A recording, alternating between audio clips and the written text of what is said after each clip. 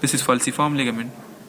This is inferior coronary ligament, two flaps. Left flap of inferior coronary ligament, right flap of inferior coronary ligament.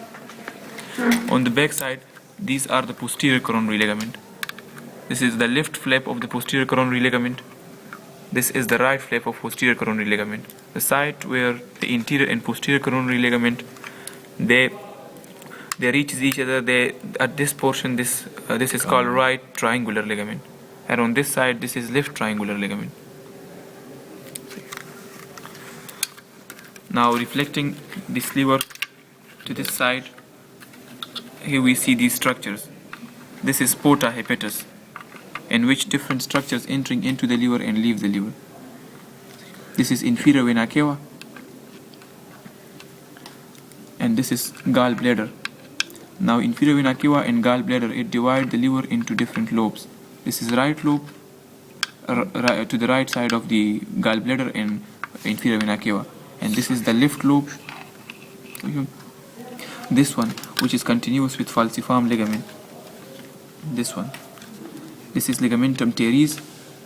If we trace it upward, it is continuous with ligamentum venosum.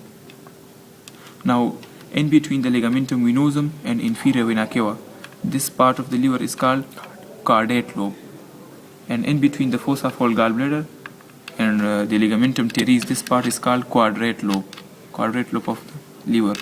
Now this structure, this is inside this white line are the porta hepatis. This is inferior vena cava, this is hepatic artery, and these are hepatic veins which ultimately drain into inferior vena cava.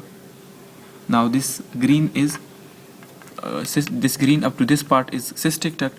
Now it is joined by right and left hepatic, which form common hepatic and cystic duct. They combine to form a common bile duct, or CBD. Now there are many impressions on the liver. On the left lobe, this impression is called gastric impression. This one is gastric impression, and on the right side, this one is colic impression, and above the colic impression, this is renal impression, and to the right of the gastric impression, at this part which is not yet shown in this is the duodenal impression.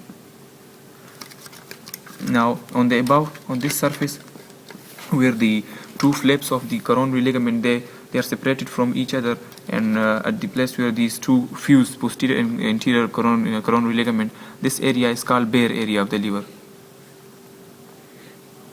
Bare area of the liver. This is retroperitoneal. This is not covered by peritoneum, and it is in direct contact with the diaphragm.